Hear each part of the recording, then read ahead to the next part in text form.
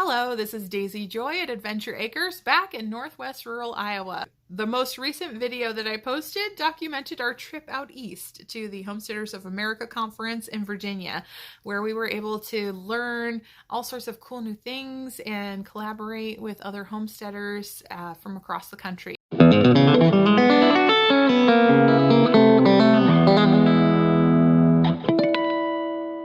We're going to post videos about our time at the Homesteaders Conference, but we've had a lot of catching up to do since we've gotten back. And we will have videos forthcoming. But in the meantime, we have been trying to catch up here at the homestead. There was a deep freeze the weekend that we were gone for the conference, and we came back and our garden is kaput. That was the end of our gardening season while we were gone. Unfortunately, not all of the produce was harvested before the end of the season, but we had a really great year of productivity and we learned a lot from our new setup. We tried different strategies and it was a really productive and informative growing season with our garden. So although it is always sad to come to the end of any season, it seems that we have really gleaned a lot of information as well as produce from this most recent gardening season. One of the things that we did this week was we went out and really evaluated our garden. At the end of the season, when we uproot the old plants, we observe their root systems. We go over the productivity of the various plants. We kind of go over our records for what strategies have worked best for the season.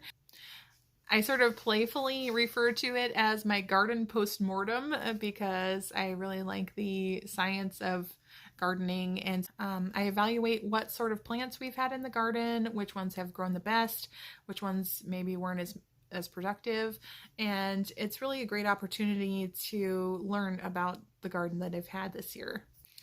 Another thing since we've gotten back from the conference is just kind of getting back into a routine. After having a summer like we did where I was out of commission and I was finally starting to feel better, and then we went off to the conference. Now that I'm back home and I'm back to my usual levels of ability and energy, it's kind of been interesting to reestablish my routines and my patterns.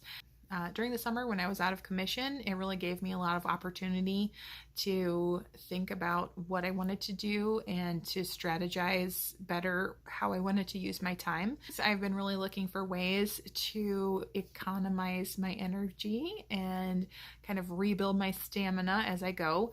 And it's been an interesting week, kind of reevaluating our flock setup, looking into ways to make things easier. And for the most part, we have just in this past week's time done a lot toward that effort. One of the sessions that we went to at the Homesteaders of America conference was talking about utilizing a digital platform, and it really was very helpful for me. One of the things that we really enjoy about homesteading is that we get to share our story, and we have this really amazing platform where we're able to collaborate with other homesteaders across the country and to be a part of their journey and to let other people be a part of ours. So coming back from that, we were really conscientious about sharing things that happen here. There are a lot of things that happen here at the homestead that are just kind of everyday normal things for us that we don't really stop to consider would be interesting for other people. And that was kind of one of the interesting takeaways that I had from the conference, just talking to other homesteaders from different parts of the country, hearing about our story and being so interested in the things that we have going on here in Iowa. I would not have thought to be so interesting, but there were a lot of people who I talked with who were really fascinated by our story and really interested in hearing about our homestead. And so I wanted to kind of incorporate some of our everyday stuff and do a video here, kind of catching up what's been going on this week. We have so much from the conference that we're excited about sharing, but in the meantime, here are a few snippets of how our week has gone. We drove about 10 hours yesterday, so we were kind of trying to get rested up, and Mr. Adventure is back at his day job, and I'm here kind of taking an assessment of how things have been going at the homestead since we left. I'm gonna get myself a little coffee and have some breakfast, and then I'm gonna head out to the planters. So, all right, let's kick off the day. And it went from about 70 degrees down to a wind chill of 18. Now, there are a few of my companion plants that are still thriving. They're a lot more cold hardy. Unfortunately, there were still vegetables on the vines and on the plants that hadn't been harvested yet because we were waiting for them to ripen. Even though we didn't get these last ones gleaned off of the plants before the hard freeze, we did have a successful year. We're gonna come out and get this garden ready for the next planting season. We'll come out and harvest these marigold seeds. Our marigolds did really terrifically this year. And some of these flowering companion plants are still good. They're fine in the planter, and we'll let them run out their season. Our purslane is all done for the season. A nice hard freeze will do that. And you can see here our tomatoes. We got really good harvest out of them. We got a bunch of tomatoes that are in our freezer, ready to go. And so there are just these few left on the vines that were ripening that didn't quite make it to the harvest. But again, these are not going to go to waste. We're going to harvest these and give them to the chickens and the ducks, and they will still enjoy them. I'm at a hyperthyroid state, which means that my thyroid is overactive. It is speeding up a lot of systems, which means that my metabolism is just flying. And so I have lost a lot of weight, and it's been interesting because I am down about 2 sizes. And it's quite apparent for me in the mornings because when I get dressed, I am just swimming in my clothes, which I know that that's not necessarily a bad thing, but it is concerning when it happens so quickly. I am really conscientious about what I eat when I eat because I know that I need to really make sure that the fuel that I'm putting in my body is doing my body justice right now because I'm really struggling to keep up with my metabolism. But anyway, I just wanted to show you, okay, see, this is a pair of my trousers from before the summer, and it is seriously, like, that is how much weight I have lost. I have lost many inches of weight. And of course I'm thinking I need new pants because I'm walking around and these things are just falling off of me. And then my husband said, oh, or there's this contraption that they've come out with. It's real fancy. Helps you make do with what you got. So he got me a snazzy new belt, which I'm going to employ to keep my trousers up because that's helpful. It is handy to have nice, loose, comfortable clothing. So I'm going to make do with what I have, which is kind of one of the homesteader creeds, is use what you've got and make it work and wear it out. Now that doesn't mean that I'm not going to eventually get a new wardrobe of clothes, and I've already bought a pair or two of pants that actually fit. But it does mean that I can still make use of what I've got and make it work. In fact, these pants will be great in the winter because I really have to layer when it gets negative 50 wind chills. It's nice to be able to layer, so I can put on a pair of sweatpants under these puppies. It's gonna be awesome. So, so that's just a little side note. As I was getting dressed this morning, I thought I would pop that in. We have a whole walnut harvest ready to pluck from the ground. There's still a lot in the trees. That black bucket and the white bucket are both filled with walnuts already. We're looking into getting one of those tools where you can just roll it along the ground and it'll pick them up, and that will be extra helpful. There are still some apples on the tree over there that will probably be fine to pick, so we're gonna go snag those when we can this week. And the corn is about ready to harvest. It looks pretty dried out, and it's about go time. Fall season is in full gear. So here we go. Well, isn't that a pretty cup from my coffee? Seems like a good time for some afternoon coffee. I kind of feel bad for the gnat. Like, what do you think his name was? What name should we give him? What's a good gnat name? Ned. Ned the gnat. Is Ned also spelled with a G in front? Yes. Ned the gnat. Okay, so he's buried at sea. Oh, buried at coffee. I have new funeral arrangements brewing in my mind. No pun intended. Oh dear. Yes, see, this is why I need to drink the coffee instead of letting the gnats kamikaze into it.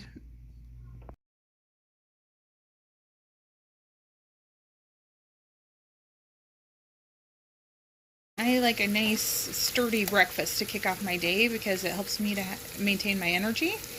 And what we have here is I have some diced onions and diced bell peppers. Now when I process these, I do it all at once. So I'll get, I don't know, a dozen big bell peppers, and I'll get 10 pounds of onions, and I will just spend an afternoon just preparing them and processing them and putting them up for later on. So I can put these in the freezer, and then they're ready to go so that I can have this really terrific breakfast with very minimal effort. So if I have a day where I don't really feel like cutting up onions and cutting up peppers and I want to have them for my breakfast, I just pop them out of the freezer and cook them up in the skillet. Alright, so here I am. This is kind of my regular morning routine at breakfast time. I've got my breakfast all ready to eat, and I've got a nice hot mug of something. I'm having some spearmint tea this morning. I might save my coffee for a little bit later. While I'm eating my breakfast, I'm going to catch up on some YouTube coverage of the Homesteaders Conference from one of my favorite channels. Shout out to the Homestead, my friend Kaylee over there, and my little kidsteader pal. So looking forward to this. This is going to make for a fun breakfast. This is what we call a bit of a red flag day. It is super windy. Hold on to your hats. We're going to try to video anyway. Alright, so one of the things that we're going to be looking at besides Derpy's feet there is that we're going to take a look at the root systems of these plants. So we're just going to give them a little tug. Okay, so you can see the landscaping fabric here. We put the mulch down on top of the landscaping fabric because it helps to insulate the ground. Now when you put the mulch here on top of the landscaping fabric, it keeps the temperature cooler and it helps to contribute to the moisture. So I'm going to try to pull this up real quick. And silly derp. Alright. So this is what we have here. Okay, so one thing that we notice about this is that we use these containers. We tried them out. They're supposed to be biodegradable. They are supposed to just deteriorate as the plant grows.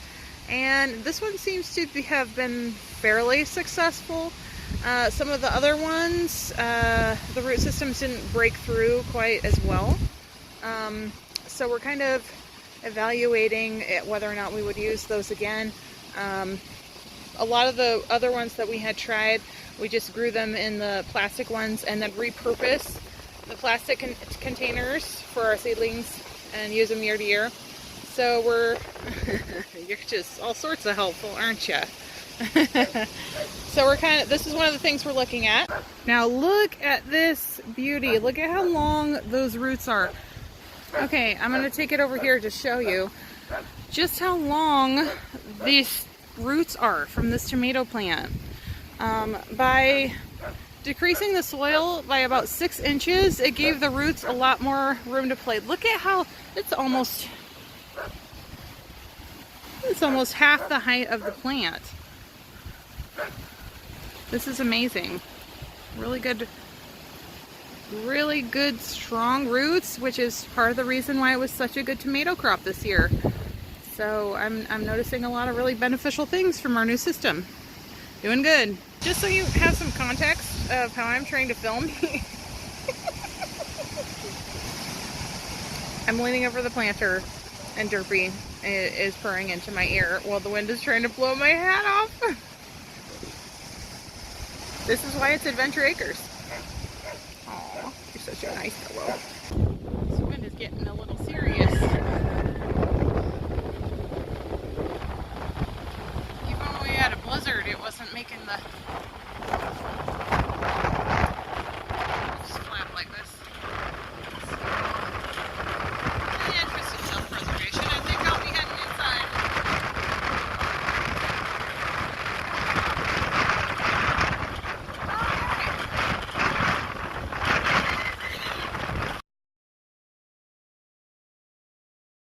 So, what you making for supper, sir? I made a chuck pot roast in the Instant Pot. So instead of all night long and all the next day, 45 minutes in the Instant Pot. And would you consider yourself a somewhat experienced Instant Pot chef?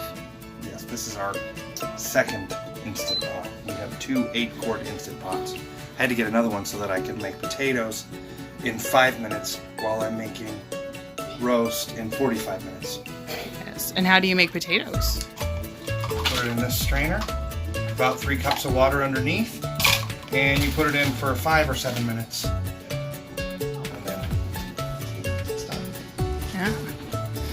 Our friend makes a rotisserie chicken. You're gonna have to try out. So, looking forward to this tasty supper. What happened there? Gonna make some sweet corn. And I guess I don't know my strength because I bent it. This is the beautiful end product of our Instapot roast. Isn't it lovely? Are the Instapot mashed potatoes. Nice and creamy. And some of our sweet corn that we put up this summer. Good stuff. These are good eats. This is a home-cooked meal. 45 minutes, you know. Not too bad. Alright, so you have to just get the roast out. 45 minutes. You get some water. This is just flour and cold water. Gotta be cold water because if you use hot water, then your flour could be clumpy or so we just want to get it as smooth as we can. This is called fish turners. Now I've turned the Instant Pot back on. So it's cooking. Just pour the flour in and stir. Insta gravy. The kids really like Daddy's gravy. In fact, I tried to make gravy once and they said that Daddy's was much better. They would like to eat Daddy's gravy out of a bowl with a spoon. We just got this in the mail. So what is it? Want to hold it up and show us? Logs. Ooh, that is snazzy! Pick up logs. Wow, you make it look so one-handed. Here. Muck boots are always so expensive, and I found these all-weather, waterproof, extra thick sole boots at Sam's Club for 40 bucks. 40 bucks? Seriously? And the best part is, I can wear them too. Oh! I'm already plotting.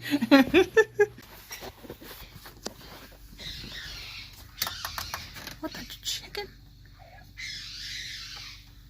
What? I think it's an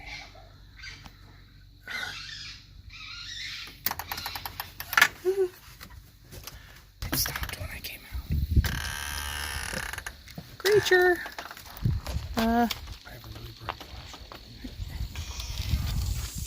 Strange sounding creature. Don't eat me in the face. I hear that you're out here. Oh. Oh. Sounds like it's over there. Oh. Oh, it sounds big. It sounds big. Over there. Oh, oh, oh, oh. What is it? What are you, creature? Is it a raccoon? Oh. I know, but the bird was going after it. Or is that Frisky? It is Frisky. Hey, Frisky. I guess you are Frisky. Hey, are you okay? Look at his back. He's got a cockleburr on there. Hey. Oh, shine it over there. What is it? Whatever it was, it had a biggish tail. Is it a raccoon? Wow, Frisky. Ooh, whatever it is, you were giving it thunder.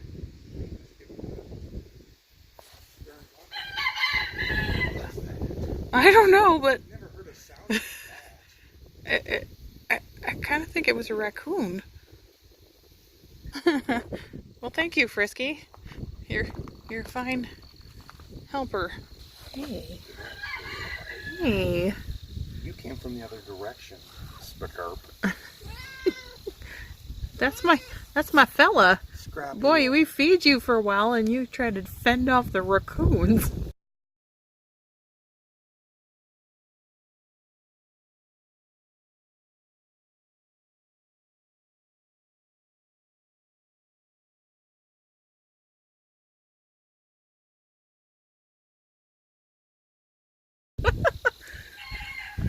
It's quite the sound. I'm pretty sure it's a raccoon. I think I remember Drake treeing one. I'm surprised that Drake isn't barking when he heard that sound. He's like, the cat's got this. No biggie. Alright, so here we are. Our chicken coop and our duck coop area. And we're getting ready for some new arrivals. All right, so Miss Lily is going to be helping me with mucking the coops today, which she just loves to do. Actually, she's going to be more of my gopher. She likes to be gopher. She already brought me the wheelbarrow, and the shovels are right here ready to go, so we're gonna get cracking. See, she's already off to go get the hoe for me. It's super helpful having an assistant to go and fetch things for me so that I don't have to run around. Helps me save a lot of energy. Can I give this to the chickens?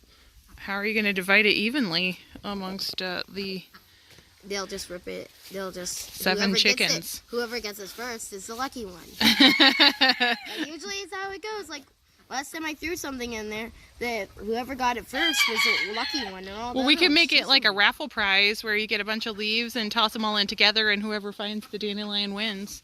That could work. All right, go grab a bucket and collect some leaves. And of course, the lovely and talented Miss Rose is doing the actual mucking of the coops. Gonna get all prepared. Got some straw to go in there, and it's gonna be super helpful. We can keep the cats out. That's how big it is. It's a big, big spider. Look at that, guys. So it's been a bit of a long week, but today we have some exciting things happening because we are getting new additions to our duck and our chicken flocks. My brother called last week when we were at the conference, and sadly they had some predation on their flock and he lost a bunch of his flock members. We have sort of the Fort Knox of chicken and duck setups, so hopefully they'll be safe and they'll have new friends. Chickens have arrived! Hey there, chickadee! What? Chickadee doo dah! Oh, good to see you here. Oh, hi! How are you? Alrighty. Here are our new additions to Adventure Acres. Alright. Which one is ducks and which one is chickens?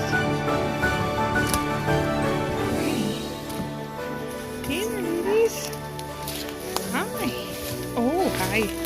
Hi, pretty gals. And here's duckies.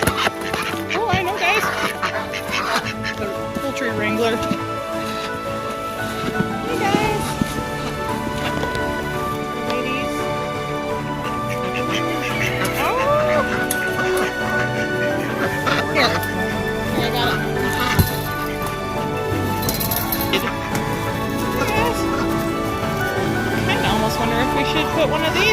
these in with the ducks.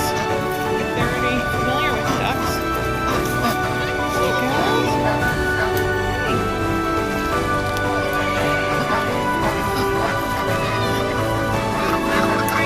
You want the curly tail?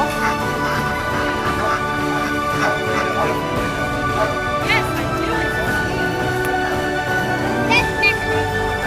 Oh, that's mac and cheese. There's a mac and cheese chicken here, and there's a mac and cheese kitten next door. I'll see. Attacked by raccoons Yeah. as opposed to. Hey guys. Can I name one of them? See my new Look at how pretty. Can I pick one? Can I pick one to name? That's a little better. You're laughing. Yeah. There you go. Special delivery. Quality duck egg right there. All right. Guess what, Mom? What? I found a fuzzy A fuzzy? What kind of fuzzy? Oh, fuzzy woolly bear? Yeah. Oh, cool. on the fence. Oh boy. All right, thanks for getting the egg.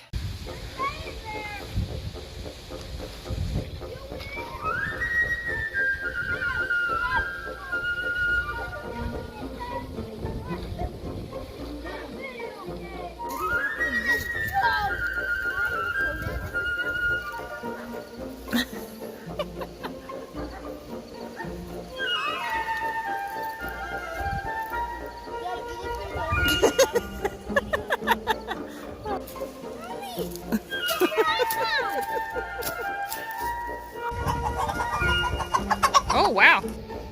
Just started. I did. See, I turned on the video, and then she's like, I can't. Yeah, you're the feisty one, aren't you?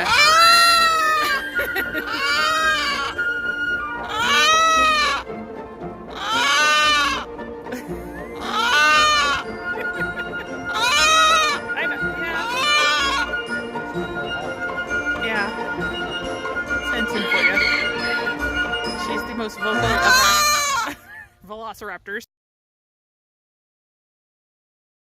Ooh.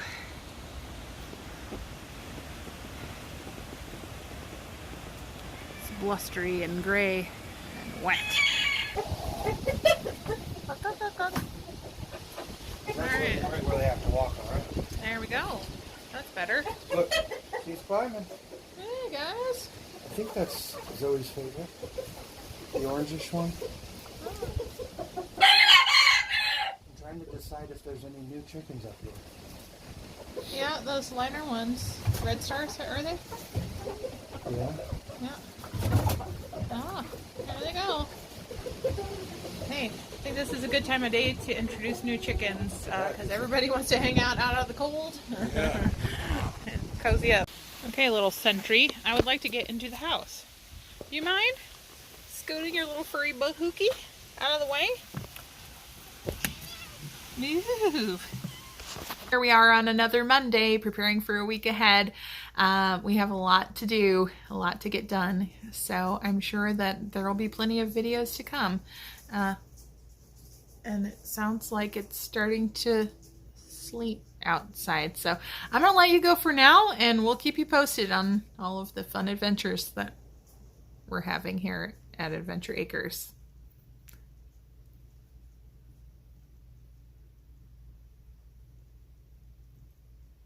At least it's not snow.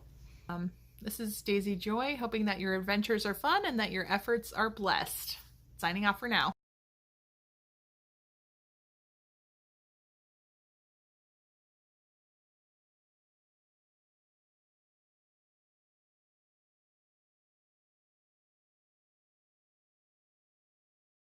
Okay, we're gonna give this another shot. I had to come up with some creative solutions to keep my hat on, but okay, take two.